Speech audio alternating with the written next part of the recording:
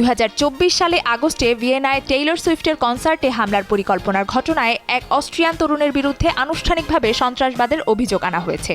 সে সময় অভিযুক্ত তরুণকে গ্রেফতার করলেও পুলিশ শক্তপোক্ত প্রমাণ সংগ্রহ করতে পারেনি। সম্প্রতি দীর্ঘ তদন্ত শেষে অভিযুক্ত 21 বছর বয়সী যুবক বেরানের বিরুদ্ধে পুলিশ আনুষ্ঠানিক অভিযোগ দাখিল করে।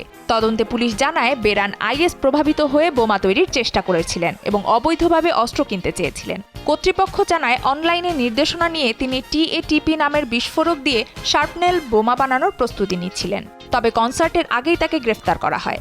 আগস্টে আর্নস্ট হ্যাপেল স্টেডিয়ামে টেইলর সুইফটের টানা 3টি সোল্ড আউট শো হওয়ার কথা ছিল, যেখানে প্রায় 1,95,000 ভক্ত টিকিট কিনেছিলেন। কনসার্ট শুরুর আগের দিন হামলার পরিকল্পনার তথ্য পেয়ে আয়োজকরা অনুষ্ঠান বাতিল করে।